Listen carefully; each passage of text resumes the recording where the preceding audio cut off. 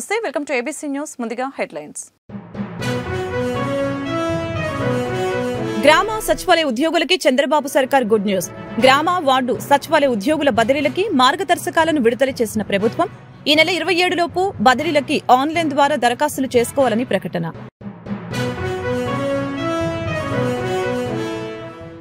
చిత్తూరు జిల్లాలో విషాదకర ఘటన. బాణసంచ తయారీ కేంద్రంలో పేలుడు, ప్రమాదంలో భార్యాభర్త మృతి.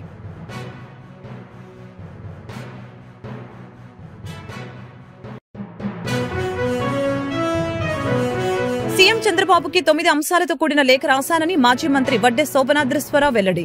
రాజధాని నిర్మాణం కోసం భూములిచ్చిన రైతులకి సీఆర్డీఏ చేసిన అగ్రిమెంట్ ప్రకారం మెరుగైన సదుపాయాలు కల్పించాలని విజ్ఞప్తి. గ్రామ సచివాలయ ఉద్యోగులకి చంద్రబాబు సర్కార్ తీపి కబురు చెప్పింది. గ్రామ వార్డు సచివాలయ ఉద్యోగుల బదిలీలకి మార్గదర్శకాలని ప్రభుత్వం విడుదల చేసింది. ఈ నెల 27 లోపు బదిలీలకి ఆన్లైన్ ద్వారా దరఖాస్తులు చేసుకోవాలని ఉత్తర్వులు జారీ చేసింది. 29, 30 తేదీలలో బదిలీలకి కౌన్సిలింగ్ నిర్వహించనుంది. గ్రామ వార్డు సచివాలయ ఉద్యోగులకి ఏపీ ప్రభుత్వం గుడ్ న్యూస్ చెప్పింది. గ్రామ వార్డు సచివాలయ ఉద్యోగుల బదిలీలకు సంబంధించి శుక్రవారం మార్గదర్శకాలను విడుదల చేసింది. ఉమ్మడి జిల్లాల స్థాయిలోనే బదిలీలకు అవకాశం కల్పిస్తోంది. బదిలీ కోరుకుంటున్న ఉద్యోగులు ఈ నెల 27 లోపు అధికారిక వెబ్సైట్లో లాగిన్లోకి వెళ్లి దరఖాస్తు చేసుకోవాల్సి ఉంటుంది. ఆన్లైన్ ద్వారా వచ్చిన దరఖాస్తుల్ని కలెక్టర్లు పరిశీలించి వాటిని ప్రాధాన్యత కేటగిరీల వారీగా విభజిస్తారు.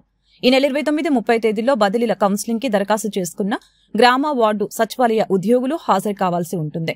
పాలనా కారణాలు ఉంటే ఏ ఉద్యోగినైనా తప్పనిసరిగా బదిలీ చేసే అధికారం కూడా కలెక్టర్కి ఉంటుందని ఉత్తర్వులో ప్రభుత్వం పేర్కొంది. అలాగే ఏసీబీ, విజిలెన్స్ కేసులు ఉన్న ఉద్యోగుల్ని బదిలీలకి అనర్హులుగా పేర్కొంది. బదిలీ అయిన ఉద్యోగులకి టీటీఏ గాని మరే ఇతర ప్రయోజనాలు కూడా లభించవు. ఏ ఉద్యోగి తమ స్థానిక గ్రామ వార్డులో పోస్టింగ్ కోసం దరఖాస్తు చేయకూడదు. నాన్ ఐటీడీఏ ప్రాంతాలతో పోలిస్తే ఐటీడీఏ ప్రాంతాలకు బదిలీలో ప్రాధాన్యత ఇస్తారు.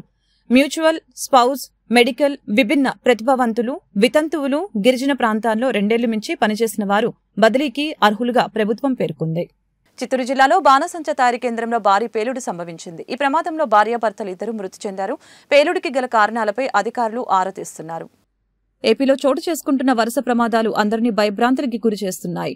అచ్యుతాపురం సెజ్లోని ఫార్మా కంపెనీలో జరిగిన ఘోర ప్రమాదాన్ని మరవకముందే మరొక కంపెనీలో ప్రమాదం జరిగిన సంగతి తెలిసిందే. తాజాగా చిత్తూరు జిల్లాలో మరొక విషాద ఘటన చోటు చేసుకుంది. చిత్తూరు జిల్లా గంగవరం మండలంలోని బాణసంచ తయారీ కేంద్రంలో పేలుడు సంభవించింది. ఈ ప్రమాదంలో భార్యాభర్తలు మృతి చెందారు. బాణసంచ తయారీ కేంద్రం యజమాని ఖాదర్ భాషతో పాటు ఆయన భార్య షహీనా ప్రాణాలు విడిచారు. పేలుడికి గల కారణాలపై అధికారులు ఆరా తీస్తున్నారు. బాణసంచ అమ్మకాల లైసెన్స్ తో వీరు ఏకంగా బాణసంచ తయారీ కేంద్రాన్ని నడుపుతున్నారని పోలీసులు గుర్తించారు. బాణసంచ తయారీ కోసం తెప్పించుకున్న నల్లమందే పేలుడికి కారణమా అనే అనుమానాలు వ్యక్తమవుతున్నాయి. కేసు నమోదు చేసిన పోలీసులు దర్యాప్తు చేస్తున్నారు.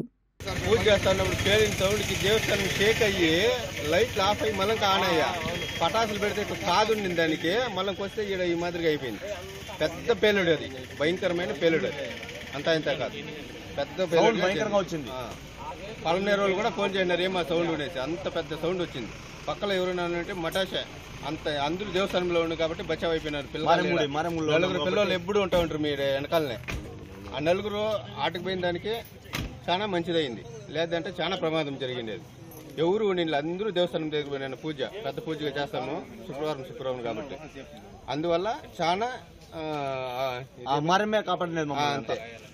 రాజధాని అభివృద్ధి కోసం 15,000 కోట్ల అప్పుగా ఇస్తామని ప్రధాని నరేంద్ర మోదీ ప్రభుత్వం ప్రకటించడం సమంజసం కాదని మాజీ మంత్రి వడ్డే శోభనాద్రేశ్వరరావు అన్నారు. స్వాతంత్ర్యం వచ్చి ఇన్నేళ్లు గడిచినా దేశంలో అభివృద్ధి కానీ రాష్ట్రాలకు ఇంకా ఉన్నాయని, వాటికి తప్పనిసరిగా ప్రత్యేక హోదా కల్పించాలని అన్నారు. విభజన హామీ ప్రకారం ఆంధ్రప్రదేశ్కి తక్షణమే ప్రత్యేక హోదా కల్పించాలని డిమాండ్ చేశారు. శుక్రవారం గాంధీనగర్ ప్రెస్ క్లబ్ లో ఈ విషయమై మీడియా సమావేశం జరిగింది. ఈ సమావేశంలో చంద్రశేఖర్ మాట్లాడుతూ ఆదివాసుల హక్కులను పరిరక్షించే చట్టాలను తుంగలో తొక్కి వారిని అణచివేసేందుకు రాజ్యాంగ స్ఫూర్తికి వ్యతిరేకంగా కేంద్ర రాష్ట్ర ప్రభుత్వాలు అనేక అణచివేత విధానాలను అవలంబిస్తున్నాయని, ఈ విధానాల వలన ఆదివాసీల మనుగడ ప్రశ్నార్థకంగా అవుతుందని, ఇది రాజ్యాంగ వ్యతిరేకమని ఆయన వివరించారు. ప్రభుత్వాలు అనుసరిస్తున్న విధానాలకు వ్యతిరేకంగా సోమవారం ధర్నా చౌక్లో ధర్నా చేస్తున్నట్లు తెలిపారు. ఈ కార్యక్రమాన్ని ప్రజా సంఘాలు, రాజకీయాలకు అతీతంగా రాజకీయ నాయకులు అందరూ పాల్గొని జయప్రదం చేయాలని విజ్ఞప్తి చేశారు. కార్యక్రమంలో పలువురు భాగస్వామ్య సంఘాలు ప్రతినిధులు పాల్గొన్నారు. ఐరన్ ఓర్ అట్లాగే coking coal Visakhapatnam steel plant కేటాయించేటట్టుగా చంద్రబాబు నాయుడు గారు ఉత్తర్వులు కావాలి. ముఖ్యంగా ఒక శుభ పరిణామం ఏంటంటే విశాఖపట్నం స్టీల్ ప్లాంట్ లోగడ కేంద్ర ప్రభుత్వం డైరెక్టర్లు చాలా కాలం క్రితమే వేరే సంస్థ ఒరిస్సా మైనింగ్ డెవలప్మెంట్ కంపెనీ అనే దాంట్లో 51% షేర్ ఉంది. దానికి మళ్ళీ 2 సబ్సిడీలు ఉన్నాయి. ఇవాళ ఈ మధ్యనే ఒక 4-5 రోజుల క్రితమే పబ్లిక్ హియరింగ్ జరగటం, దాంట్లో క్లియర్ అయింది. 18 లక్షల టన్నుల ఐరన్ ఓర్ నీళ్లు ఉన్న దాంట్లో మన విశాఖపట్నం స్టీల్ ప్లాంట్ కి ఆ లోగడ పెట్టి ఇన్వెస్ట్మెంట్ వలన ఒక 25% వచ్చే అవకాశం ఉంది. అయితే అది చాలదు. కాబట్టి వీలైతే మన చంద్రబాబు నాయుడు గారికి రేవంత్ రెడ్డి గారితో ఉన్నటువంటి సత్సంబంధాల వలన బయ్యారం ఆ ఐరన్ ఓర్ గనుల్లో అక్కడ కొంత ఏమన్నా మనకి కమర్షియల్ బేసిస్ మీద ఏమన్నా ఇవ్వగలరా అనేది మాట్లాడాల్సిందిగా విజ్ఞప్తి చేస్తున్నాం. ఇంద్రకీలాద్రి అమ్మవారి ఆలయానికి సుప్రీంకోర్టు న్యాయమూర్తి జస్టిస్ పమిడిగంటం నరసింహ విచ్చేశారు. వీరికి ఆలయ అధికారులు ఆలయ మర్యాదలతో స్వాగతం పలికి అమ్మవారి దర్శనం కల్పించారు. దర్శన అనంతరం అమ్మవారి ఖడ్గమాలార్చన సేవలో పాల్గొన్నారు. అనంతరం వీరికి ఆలయ వేద పండితులు వేదాశీర్వచనం చేయగా ఆలయ ఉప కార్యనిర్వహణాధికారి లీలాకుమార్ అమ్మవారి ప్రసాదం శేషవస్త్రం చిత్రపటం అందజేశారు. అనంతరం వీరు శ్రీ మల్లేశ్వర స్వామివారి అభిషేకం సేవలో పాల్గొన్నారు. తదుపరి శ్రీ వల్లీ దేవసేన సమేత సుబ్రహ్మణ్య స్వామివారి దర్శనం చేసుకున్నారు.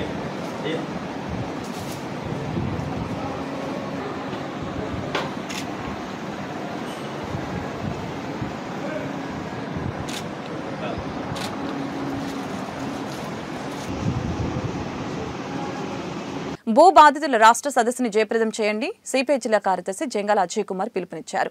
సిపిఐ జిల్లా కార్యాలయం మల్లెలింగ భవన్లో జరిగిన విలేకరుల సమావేశంలో సిపిఐ జిల్లా కార్యదర్శి జంగాల అజయ్ కుమార్ మాట్లాడారు. రాష్ట్రంలో గత ప్రభుత్వ హయాంలో భూ బాధితులు రాష్ట్ర వ్యాప్తంగా చాలా మంది ఉన్నారని, అందులో భాగంగానే సిపిఐ రాష్ట్ర సమితి ఆధ్వర్యంలో విజయవాడలో ఈ నెల 28వ తేదీన భూ బాధితుల రాష్ట్ర సదస్సుని జరుగుతుందని, ఈ సదస్సుకి మన జిల్లాలో ఉన్న భూ బాధితులు అందరూ పాల్గొనాలని పిలుపునిచ్చారు. ఆంధ్రప్రదేశ్లో భూదందాలు రోజు రోజుకి ఎక్కువవుతూ ఉన్నాయి. రాష్ట్ర వ్యాప్తంగా గత గవర్నమెంట్లో ఉన్నటువంటి మంత్రులుగా ఉన్నటువంటి వాళ్ళు, ఎమ్మెల్యేలుగా ఉన్నటువంటి వాళ్ళు అనేక మంది భూదందాలకు పాల్పడినట్టుగా స్పష్టమైన ఆధారాలతోటి ఈ రోజున కనబడుతూ ఉంది. వీరిని కఠినంగా శిక్షించడంతో పాటు ఆ భూముల్ని ప్రభుత్వం స్వాధీనం చేసుకోవాలని సిపిఐగా డిమాండ్ చేస్తూ, అదేవిధంగా రాష్ట్రంలో 20 సంవత్సరాల నుంచి 30 సంవత్సరాల నుంచి 15 సంవత్సరాల నుంచి భూ పోరాటాల ద్వారా ఆక్రమించి నివసిస్తున్నటువంటి నిరుపేదలకి ఇళ్ల పట్టాలు ఇవ్వాలని కోరుతూ ఈ నెల 28వ తేదీన విజయవాడ దాసరి భవన్లో భారీ సదస్సుని, రాష్ట్ర స్థాయి సదస్సుని సిపిఐగా నిర్వహిస్తూ ఉన్నాం. దానికి అన్ని ప్రాంతాల నుంచి కార్యకర్తలు, నాయకులు కూడా తరలి వెళ్తూ ఉన్నారు. ప్రభుత్వం కూడా మేనమేషాలు లెక్కయ్యకుండా త్వరితగతిన ప్రభుత్వ భూముల్ని ప్రభుత్వపరం అయ్యేందుకు తగిన చర్యలు తీసుకోవాలని డిమాండ్ చేస్తూ ఉన్నాం. సెప్టెంబర్ 1వ తేదీ నుంచి 6వ తేదీ వరకు అధిక ధరలకి నిరసనగా ఆందోళన కార్యక్రమం నిర్వహించడం జరుగుతుందని తెలిపారు. అచ్యుతాపురం సెజ్లో జరిగిన ఎసెన్షియో ఫార్మా కంపెనీ ప్రమాద బాధితులకి సంబంధించి ప్రభుత్వం బాధ్యతాయుతంగా వ్యవహరించి భవిష్యత్తులో ఇలాంటి ఘటనలు జరగకుండా కఠిన చర్యలు తీసుకోవాలని డిమాండ్ చేశారు. సెప్టెంబర్ 1, 2, 3 తేదీల్లో దేశవ్యాప్తంగా నరేంద్ర మోడీ అధికారంలోకి వచ్చిన తర్వాత ఆకాశం ఎత్తున ఎదిగినటువంటి ధరల్ని అందుకోలేక కనీసం 2 పూట్ల తిండి కూడా తినటానికి ఇబ్బంది పడుతున్న దశలో సెప్టెంబర్ 1 నుంచి 6వ తేదీ వరకు ప్రచారాందోళన కార్యక్రమంతో పాటు చివరి రోజు 6వ తేదీన కలెక్టర్ కార్యాలయం వద్ద భారీ ధర్నా కార్యక్రమాన్ని నిర్వహించబోతూ ఉన్నాం. ఇది ప్రజల ఆకలి తీర్చమని ప్రభుత్వాలపైన ఒత్తిడి చేసేటటువంటి ధర్నా. ఇది పెట్రోల్, డీజిల్, వంట గ్యాస్ ధరలు విపరీతంగా పెంచుతున్నటువంటి ఈ ప్రభుత్వాల యొక్క తీరుకు నిరసనగా జరిగే ధర్నా. దీన్ని జయప్రదం చేయాల్సిందిగా కోరుతూ ఉన్నాం. విశాఖలో ప్రమాదం జరిగింది. అచ్యుతాపురంలో ఎస్ఎన్ఎల్ ఫార్మసీ కంపెనీలో 18 మంది చనిపోవడం జరిగింది. అలాగే అనేక మంది క్షతగాత్రులయ్యారు, గాయాల పాలయ్యారు. ఇప్పుడు చంద్రబాబు గారు కూడా చచ్చిపోయిన వాళ్ళకి 1 కోటి, దెబ్బలు తగిలిన వాళ్ళకి 50 లక్షలు, ఇట్లా రకరకాలుగా ఆయన నష్టపరిహారాన్ని డబ్బులతోటి తూకం వేసి రావటం అనేది జరిగింది బాబు గారు. ఇది కరెక్ట్ కాదు. ఈ ఘటనలకు కారణం ఏమిటి? ఇలాంటి ఘటనలు పునరావృతం కాకుండా ఉండాలంటే ఏం చేయాలనే దాని మీద ఆ ఫ్యాక్టరీల మీద తగిన యాక్షన్ తీసుకోవాలి. భవిష్యత్తులో ఇలాంటి ఘటనలు జరగకుండా చేయటానికి కావలసిన ఆచరణాత్మకమైనటువంటి కార్యక్రమం తీసుకోవాలి. నగర కార్యదర్శి కోట మాల్యాద్రి మాట్లాడుతూ గుంటూరు నగరంలో ఉన్న భూ బాధితులందరూ విజయవాడలో ఈ నెల 28న జరిగే రాష్ట్ర స్థాయి సదస్సులో పాల్గొని జయప్రదం చేయాలని పిలుపునిచ్చారు. ఈ సమావేశంలో ఏఐటీయూసీ జిల్లా ప్రధాన కార్యదర్శి మేడా హనుమంతరావు, భవన నిర్మాణ కార్మిక సంఘం రాష్ట్ర అధ్యక్షులు పుప్పాల సత్యనారాయణ, ఏఏఎస్ఎఫ్ జిల్లా ప్రధాన కార్యదర్శి బందెల నాజర్జీ, ఏఏవైఎఫ్ఎఫ్ జిల్లా ప్రధాన కార్యదర్శి షేక్ వలీ, అధ్యక్షులు జంగాల చైతన్య, ఏఏఎస్ఎఫ్ నగర కార్యదర్శి తదితరులు పాల్గొన్నారు. రాష్ట్ర వ్యాప్తంగా ఏదైతే భూబాధితులు ఉన్నారో మరి భూమి ఒకళ్ళది, దాని మీద పెత్తనంగా మరి ఆక్రమించుకొని ఉన్నటువంటి రాజకీయ నాయకుల నుంచి ఆ భూమిని మరి ఏదైతే పేదలు ఆక్రమించారో వాళ్ళకి చెందాలని, అట్లాగే అనేక సంవత్సరాలుగా 10, 20, 25 సంవత్సరాల నుంచి కూడా నివాసంలో ఉన్నటువంటి ఆ ఏదైతే పేదలు ఇల్లు వేసుకొని ఉన్నారో వాళ్ళందరూ కూడా పట్టాలు ఇవ్వాలని, వాటికి మౌలిక సౌకర్యాలకు సంబంధించి ఏర్పాటు చేయాలని ఈ నెల 28వ తారీఖున రాష్ట్ర వ్యాప్తంగా కూడా మరి దాసరి భవన్లో విజయవాడలో సదస్సు జరగబోతూ ఉంది. దీన్ని విజయవంతం చేయాలని కోరుతా ఉన్నాం. అట్లాగే ఈ నగరానికి సంబంధించి ప్రగతి నగర్, అట్లాగే చండా రాజేశ్వర నగర్ సంబంధించి కూడా 15 సంవత్సరాల నుంచి నివాసం ఉంటా ఉన్నారు. వాళ్ళకు సంబంధించి ఏ ప్రభుత్వం వచ్చినా కూడా సౌకర్యాలు మరి చేస్తామని చెప్తున్నారు తప్ప పూర్తి స్థాయిలో ఇప్పటికి కూడా మరి రిజిస్ట్రేషన్ సౌకర్యం కల్పించమని ఆ ప్రభుత్వం చెప్పింది. అంతకుముందు ఉన్న ప్రభుత్వం కూడా తాత్కాలికంగా చెప్తున్నారు తప్ప వాటికి సంబంధించి పట్టాలు ఇవ్వని పరిస్థితి. వాటికి మరి ఇప్పుడు నూతనంగా వచ్చిన ప్రభుత్వం మరి వెంటనే వాటి పట్టాలు ఇవ్వాలని, అట్లాగే మౌలిక సౌకర్యాలకు సంబంధించి కూడా మెయిన్ రోడ్ సంబంధించి కాలువలు, డ్రైన్లు ఇవన్నీ కూడా నిర్మించాలని ఈ నగరంలో మరి అనేక ప్రాంతాలకు సంబంధించి కూడా ఇటు పాతకుంట నుంచి మరి డొంక రోడ్డుకు సంబంధించి అట్లాగే సంగడిగుంట, నల్లజరి అన్ని ప్రాంతాల్లో కూడా అనేక పేటల్లో మరి ఆ రోజున సిపిఐ ఆధ్వర్యంలో ఆక్రమణ జరిగింది. వాటికి ఇప్పటికి కూడా పట్టాలు ఇవ్వని పరిస్థితి. వాళ్ళందరూ కూడా పట్టాలు ఇవ్వాలని రేపు 28వ తారీఖున జరిగే ఆ కార్యక్రమంలో నగరంలోని ఎవరైతే నివాసం ఉంటా ఉన్నారో, ఇబ్బంది పడుతూ ఉన్నారో, ఈ సౌకర్యాలు అందక వాళ్ళందరూ కూడా వచ్చి 28వ తారీఖు కార్యక్రమంలో పాల్గొని విజయవంతం చేయాలని కోరుతా ఉన్నాం. మానవతా స్వచ్ఛంద సేవా సంస్థ విశాఖపట్నం కోఆపరేటివ్ బ్యాంక్ ఆధ్వర్యంలో గుంటూరులో పలు సేవా కార్యక్రమాలు జరిగాయి. కొరటిపాడులోని బ్రాంచ్ లో ఉచిత వైద్య శిబిరం ఏర్పాటు చేశారు. నర్సరావుపేట ఎంపీ లావు శ్రీకృష్ణదేవరాయలు ముఖ్య అతిథిగా హాజరై మెడికల్ క్యాంపును ప్రారంభించారు. ఈ కార్యక్రమంలో భాష్యం విద్యా సంస్థల అధినేత భాష్యం రామకృష్ణ, జన చైతన్య వేదిక అధ్యక్షులు లక్ష్మణ్ రెడ్డి, సిపిఐ నగర కార్యదర్శి కోట మాల్యాద్రి, మానవతా స్వచ్ఛంద సేవా సంస్థ అధ్యక్షులు Pavuluri Ramesh, Visakhapatnam cooperative bank chairman Chalasani Raghavendra Rao, branch manager Bullikumar తదితరులు పాల్గొన్నారు. స్థానిక ప్రజలు పెద్ద సంఖ్యలో హాజరై వైద్య సేవలు పొందారు. కస్టమర్లకి బ్యాంకు ద్వారా అందిస్తున్న ఆర్థికపరమైన సేవలే కాకుండా ఆరోగ్య దృష్ట్యా మెడికల్ క్యాంపులు ఏర్పాటు చేయడం ఆనందంగా ఉందని ఎంపీ లావు శ్రీకృష్ణదేవరాయలు తెలియజేశారు. అదేవిధంగా విశాఖపట్నం కోఆపరేటివ్ బ్యాంకు సేవలను ఉమ్మడి గుంటూరు జిల్లాలో విస్తృతం చేయాలని ఎంపీ సూచించారు.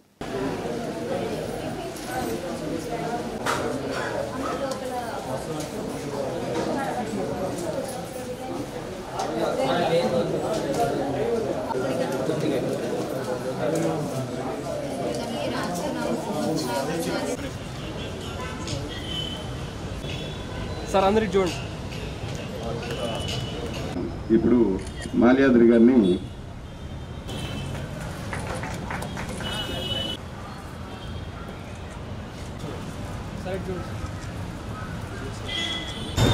భారతదేశంలో 144 కోట్ల జనాభా ఉన్న ఈ సమాజంలో అందరికీ ఆరోగ్యం అందించడం అనేది ఈ ప్రభుత్వాల యొక్క బాధ్యతగా భావించాలి. ఏదైతే సేవా రంగాల్లో ఉండాలో విద్య కానీ వైద్యం కానీ ఈ రెండింటినీ సేవా రంగం నుంచి తప్పించి వ్యాపార రంగంలోకి మార్చి కార్పొరేటీకరణ చేసి అత్యధిక డబ్బు ఖర్చు పెట్టిన వాళ్ళకు మాత్రమే విద్య వైద్యం లభించే విధంగా రూపాంతరం చెందింది. దీన్ని మనం మార్చాలి. మీరు ఇంగ్లాండ్ తీసుకుంటే బాగా పారిశ్రామిక దేశమైనా కూడా అభివృద్ధి చెందిన దేశంగా మారినా కూడా అక్కడ వైద్యం అనేది అందరికీ ఉచితంగా లభించే పరిస్థితి. అట్లే నార్వే, స్వీడన్, డెన్మార్క్, ఫిన్లాండ్ లాంటి దేశాల్లో కూడా ఉచితంగా వైద్యం లభిస్తుంది. కానీ మన దేశంలో ఆ పరిస్థితి కనపడలేదు. దాదాపు సగం మంది పేషెంట్లు ప్రైవేట్ ఆసుపత్రులకి వెళుతున్న పరిస్థితి. మనకి ఇక్కడ మంగళగిరి దగ్గర ఒక వరం ఏర్పడింది. ఆ వైద్య రంగంలో వచ్చిన వరం ఏంటంటే all India institute of medical sciences 10 రూపాయలు ఫీజుతో అవుట్ పేషెంట్ని తీసుకుంటున్నారు. రోజుకు 2,000 మంది వస్తున్నారు. 40 డిపార్ట్మెంట్ పనిచేస్తున్నారు. కొన్ని లక్షల మందికి ఇప్పటివరకు ట్రీట్మెంట్ ఇచ్చారు. మొత్తం మెడికల్ టెస్టుల్లో మార్కెట్లో కన్నా సగం ధర కన్నా తక్కువ ధరకి అక్కడ ట్రీట్మెంట్ జరుగుతాం. అలాంటివి ప్రతి జిల్లాకు ఒకటి రాగలిగితే ఆంధ్రప్రదేశ్లో అందరికీ వైద్యం, ఆధునిక వైద్యం, మంచి వైద్యం లభించే అవకాశం. ఈరోజు మానవత లాంటి సంస్థలు కానీ, విశాఖ కోఆపరేటివ్ బ్యాంక్ కానీ, లేక మన కొరిటాల ఇందిరా శేషగిరిరావు చారిటబుల్ ట్రస్ట్ లాంటివి కానీ ఎక్కువ ముందుకు రావాల్సిన అవసరం.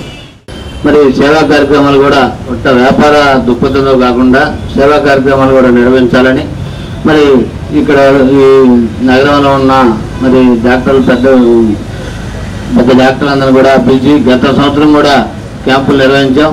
దాంట్లో భాగంగా ఈరోజు కూడా ఈ కార్యక్రమం నిర్వహిస్తూ ఉన్నాం. దీనికి మరి లక్ష్మారెడ్డి గారు, అట్లాగే డాక్టర్ గారు, శ్రీనివాస్ గారు వీళ్ళంతా కూడా పాల్గొన్నారు. వాళ్ళందరూ కూడా ధన్యవాదాలు తెలియజేస్తూ రాబోయే కాలంలో కూడా ఈ వ్యాపార దృక్పథమే కాకుండా సమాజానికి ఉపయోగపడే పరిస్థితుల్లో మరి సేవలు అందించాలని ఇప్పటికే మరి 53 బ్రాంచీలతోటి మన రాష్ట్రంలో విశాఖ కోఆపరేటివ్ బ్యాంక్ ఒక మోడల్ బ్యాంక్గా వెళ్తా ఉంది. దీంట్లో మరి ఖాతాదారులందరూ కూడా కొత్త వ్యాపారమే కాకుండా వాళ్ళ ఆరోగ్యానికి సంబంధించి కూడా రకరకాలుగా స్కీములు పెట్టి ముందుకు వెళ్తా ఉన్నారు. దానికి సంబంధించి మరి పిల్లలు ఎవరైతే ఖాతాదారులు ఉన్నారో వాళ్ళ పిల్లలు కూడా మరి చదువుకున్న మెరిట్కి సంబంధించి కూడా అవార్డులు కూడా ఇస్తూ ఈ బ్యాంకు ముందుకెళ్తా ఉంది. ఏదైనప్పుడు కూడా వ్యాపార దృక్పథం కాకుండా మరి ఖాతాదారులందరూ కూడా వైద్యాన్ని కూడా అందించాలనే పేరుతో ఈరోజు జరుగుతున్న ఈ కార్యక్రమంలో పాల్గొన్న అందరూ కూడా ధన్యవాదాలు తెలియజేస్తూ మేనేజర్ గారు కూడా డయాస్ మీద రావాల్సిందిగా. ప్రతి న్యాయవాది మారుతున్న కాలానికి అనుగుణంగా వృత్తి విలువలు పాటిస్తూ ముందుకు వెళ్లాలని సుప్రీంకోర్టు జస్టిస్ పిఎస్ నరసింహ తెలిపారు. గుంటూరు బార్ అసోసియేషన్ కార్యాలయంలో శనివారం న్యాయవాదుల ఆత్మీయ సమావేశం జరిగింది. ఇందులో జస్టిస్ నరసింహ పాల్గొని మాట్లాడారు. రాజీ మార్గమే రాజమార్గమని, కక్షిదారుల సమస్యల్ని రాజీ చేయడానికి న్యాయవాదులు కృషి చేయాలని ఆకాంక్షించారు. మన ప్రవర్తన, మంచితనమే సమాజంలో ఉన్నత స్థాయిలో నిలబెడతాయని చెప్పారు.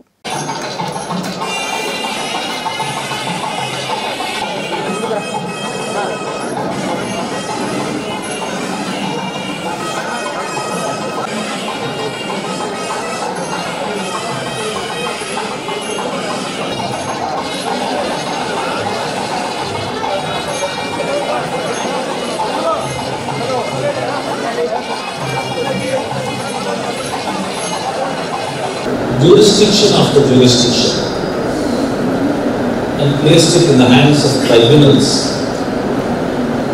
is also a matter of concern which Supreme Court is considering in 3 or 4 major judgments, the Madras Bar Association, Malik Mazhar Sultan, All India Judges Association, and so on.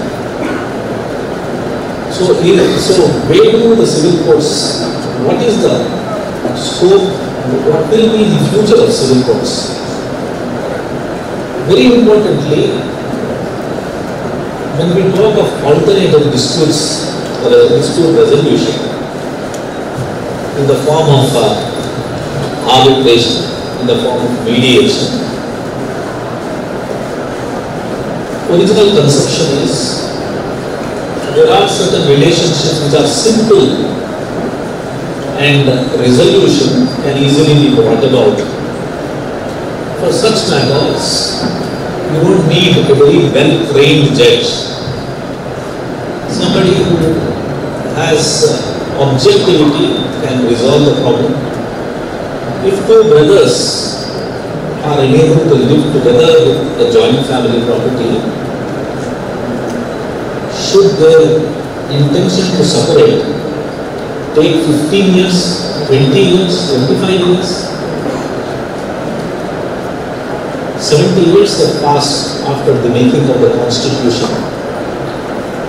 Are we today in a position to say that when a wife comes to the court and says that my husband treated me with cruelty, I need a divorce, whether she is right or wrong, should that decision take 10 years? AP deputy CM Pawan Kalyan పిలుపు మేరకు ఒంగోలు జిల్లా CS మండలం CS పురం నందు గ్రామ సభలు నిర్వహించారు. ఈ కార్యక్రమానికి రాష్ట్ర సాంఘిక సంక్షేమ శాఖ మంత్రి డోల బాల వీరాంజనేయ స్వామి, జిల్లా కలెక్టర్ శ్రీమతి ఏ తమీం అన్సారియా, శాసనసభ్యులు శ్రీ ముక్కు ఉగ్ర నరసింహారెడ్డి ముఖ్య అతిథులుగా హాజరై గ్రామ సభను ప్రారంభించారు. ఈ సందర్భంగా బాల వీరాంజనేయ స్వామి మాట్లాడారు. గ్రామాల సుస్థిర అభివృద్ధి దిశగా కూటమి ప్రభుత్వం అడుగులు వేస్తోంది. పల్లెలు మళ్లీ పచ్చగా కలకలలాడేలా స్వర్ణ గ్రామ పంచాయతీ పేరుతో ప్రత్యేక కార్యక్రమానికి శ్రీకారం చుట్టింది. గ్రామాలను స్వయం శక్తి కేంద్రాలుగా మార్చుకుందామని, అందుకే గ్రామ సభల్లో ప్రతి ఒక్కరూ పాల్గొనాలని బాల వీరాంజనేయ స్వామి పిలుపునిచ్చారు. వైఎస్ఆర్సీపీ సర్కార్ హయాంలో తీవ్ర నిర్లక్ష్యానికి గురైన గ్రామ పంచాయతీలని తిరిగి గాడిలో పెట్టేందుకు కూటమి ప్రభుత్వం స్వర్ణ గ్రామ పంచాయతీ పేరిట ప్రత్యేక కార్యక్రమాన్ని చేపట్టిందని తెలియజేశారు. పల్లెల్లో ఏ పనులు చేస్తున్నారో ప్రజలందరికీ అర్థమయ్యేలా సీజనల్ ఇన్ఫర్మేషన్ బోర్డులు ఏర్పాటు చేస్తామని ఆయన వెల్లడించారు.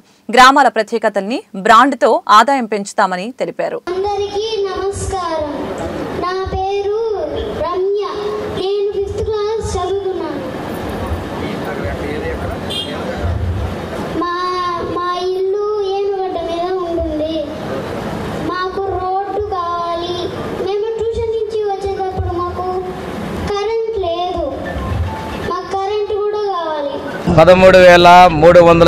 గ్రామ పంచాయతీల్లో స్వర్ణ గ్రామ పంచాయతీలు ఏర్పాటు చేసుకునే లక్ష్యంగా రాష్ట్రంలో ఎన్నడూ లేని విధంగా ఒకే రోజు ఇన్ని గ్రామ సభలు నిర్వహించడం ఒక చరిత్ర.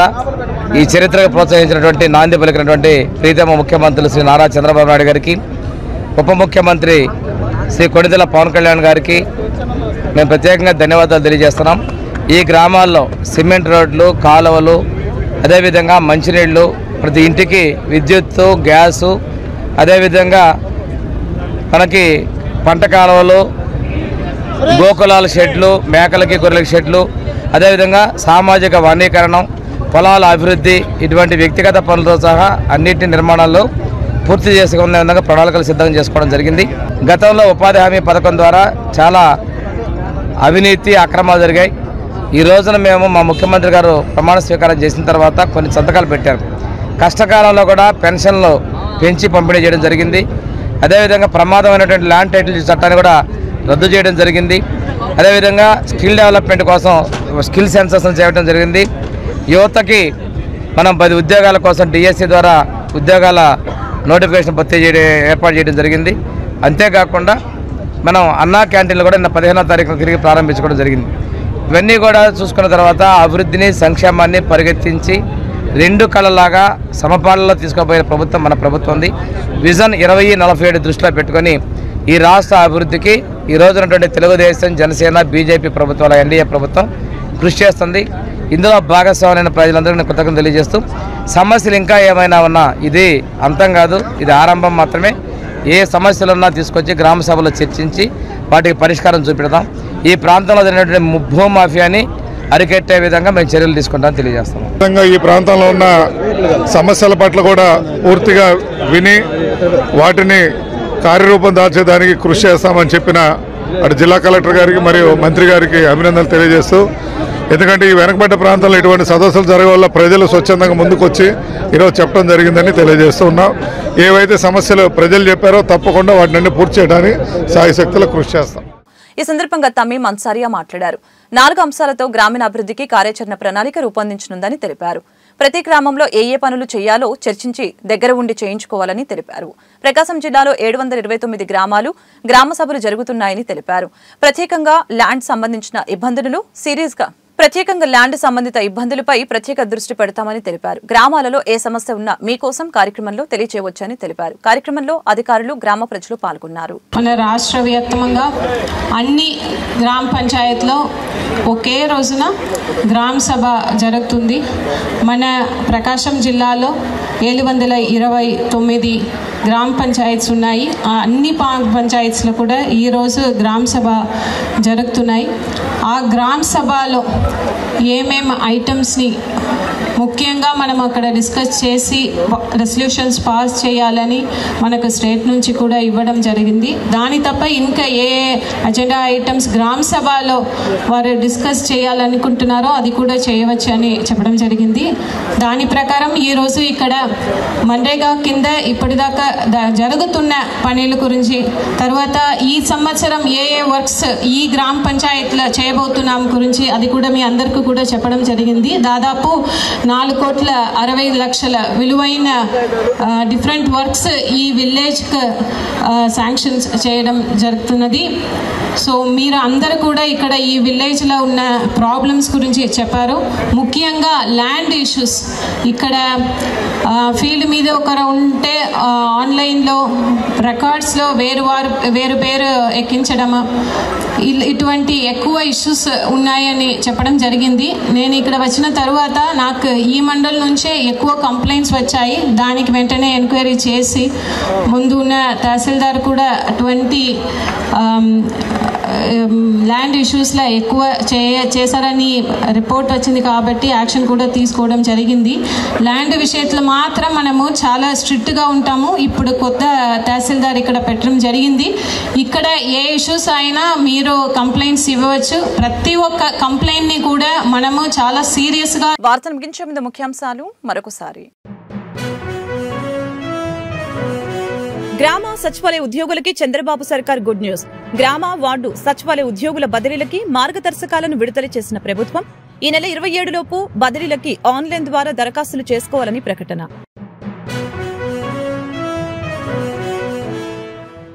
చిత్తూరు జిల్లాలో విషాదకర ఘటన. బాణసంచ తయారీ కేంద్రంలో పేలుడు, ప్రమాదంలో భార్యాభర్త మృతి.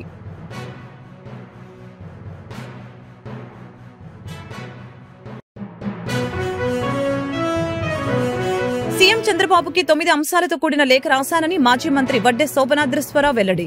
రాజధాని నిర్మాణం కోసం భూములిచ్చిన రైతులకి సిఆర్డీఏ చేసిన అగ్రిమెంట్ ప్రకారం మెరుగైన సదుపాయాలు కల్పించాలని విజ్ఞప్తి. ఈ వార్తలు ఇంతటితో సమాప్తం. మరొక బులెటిన్ మళ్ళీ కలుద్దాం. నమస్కారం.